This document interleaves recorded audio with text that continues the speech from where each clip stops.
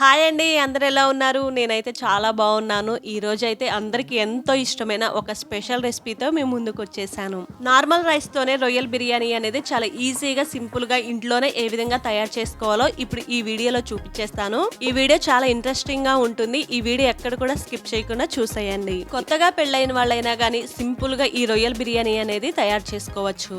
కేజీన్నర రొయ్యల్ని ఒలిచేసుకొని దానికున్న నరం కూడా తీసేసుకొని చాలా చక్కగా క్లీన్ చేసుకున్న తర్వాత చేసుకున్నటువంటి రొయ్యల్లోకి ఉప్పు, పసుపు, కారం, అల్లం వెల్లుల్లి పేస్టు ఇవన్నీ వేసుకున్న తర్వాత రొయ్యల్ని ఒక 10 నుంచి 15 మినిట్స్ వరకు అలానే కలుపుతూ ఉండాలి. అలా కలపడం వల్ల రొయ్యలకైతే మనకి వేసుకున్న ఉప్పు, కారం బాగా పడుతుంది. ఇలా కలిపినటువంటి ఈ రొయ్యలను అయితే ఒక హాఫ్ అన్ అవర్ అయితే పక్కన పెట్టేసుకుందాము. ఈ లోపల మనం రైస్ అయితే ప్రిపేర్ చేసుకుందాము. మనం తీసుకున్న కేజీ రొయ్యలకి నేనైతే నార్మల్గా రెగ్యులర్గా వండుకునేటటువంటి కేజీ రైస్ అయితే తీసుకున్నాను. అప్పుడు కేజీ రైస్ ఇంకా కేజీ రొయ్యలు కలిపి మనకు 2 కేజీ రైస్ వరకు అవుతుంది. మనం తీసుకున్న బియ్యానికి ఉడకడానికి ఎంత వాటర్ అయితే కావాలో అంత వాటర్ వేసుకొని దీనిని కూడా ఒక అర్ధగంట సేపు నాననిచ్చుకోవాలి. బియ్యం ఇంకా రొయ్యలు నానేలోపు మనం మసాలా అయితే ప్రిపేర్ చేసుకుందాము. ఇందులోకి నేనైతే పచ్చి కొబ్బరి తీసుకున్నాను. మీ దగ్గర ఎండు కొబ్బరి ఉన్నా ఎండు కొబ్బరి తీసుకోవచ్చు. ఒక 2 మీడియం సైజు ఉల్లిపాయలు, ఇంకా కొంచెం చెక్క, లవంగం, సోంపు, 2 ఇలాచి, ఖచ్చితంగా సోంపు అయితే వేసుకోవాలండి. ఈ సోంపు వేసుకోవడం వల్ల మనకైతే నీసు వాసన అనేది రాకుండా ఫ్లేవర్ అయితే చాలా బాగుంటుంది.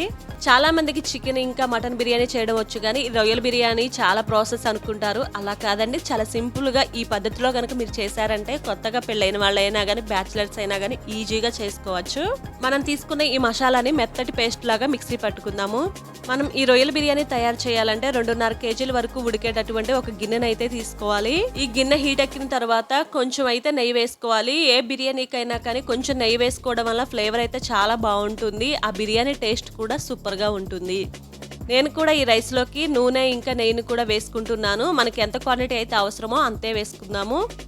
వేసుకున్న ఈ నూనె ఇంకా నెయ్యి బాగా హీట్ ఎక్కిన తర్వాత దీంట్లోకి 2 ఇలాచీ తీసుకొని ఇలా గింజలు అనేవి పైకి కనపడేటట్టు ఒలుచుకొని పెట్టుకున్నామంటే దీని ఫ్లేవర్ అయితే ఈ రైస్ లోకి దిగుతుంది. ఇంకా లవంగాలు, చెక్క, స్టోన్ ఫ్లవర్, స్టార్ పువ్వు, ఇలాచీ ఇవన్నీ బాగా కాగినటువంటి ఈ దీంట్లో వేసుకుందాము.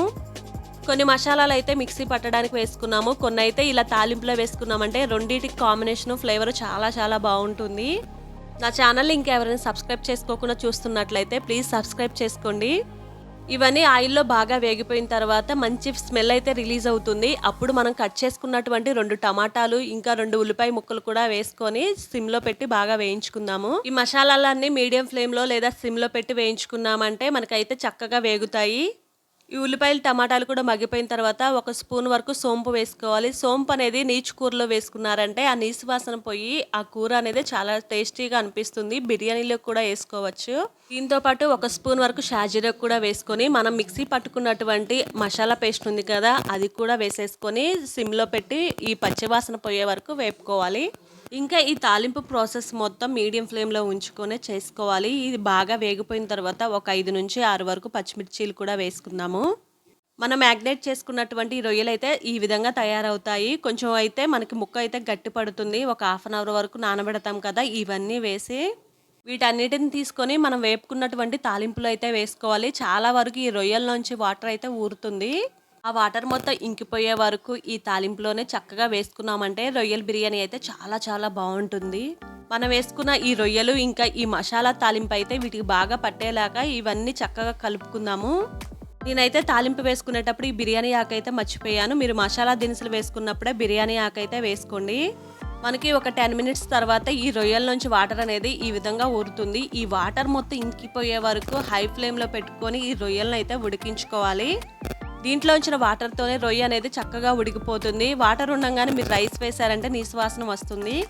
కొంచెం కరివేపాకు కూడా వేసుకొని రొయ్య ఉడికింది లేని ఒకసారి అయితే మధ్యలో చెక్ చేసుకోవచ్చు. ఈ రొయ్యలు అయితే ఉడకలేదు. ఈ వాటర్ మొత్తం ఇంకిపోయేసరికి రొయ్యలు కూడా చక్కగా ఉడికిపోతాయి.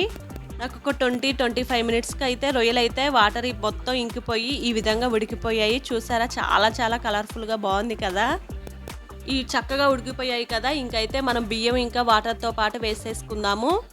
నానబెట్టిన బియ్యం కాబట్టి మనకి ఈ బిర్యానీ అనేది చాలా తొందరగానే ఉడికిపోతుంది.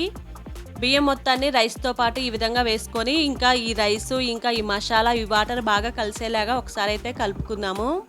ఈ బియ్యం వేసుకున్న తర్వాత మనకి రుచికి సరిపడా కల్లులుప్పు అయితే వేసుకుందాము.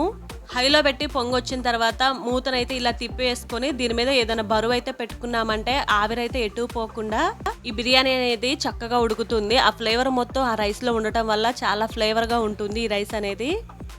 కొత్తిమీర ఇంకా పుదీనా ఈ రైస్ మొత్తం ఉడికిన తర్వాత ఇలా కడిగి పైన కట్ చేసుకుని ఈ విధంగా వేసుకున్నామంటే రెడీ అయిపోతుంది రొయ్యల బిర్యానీ అనేది.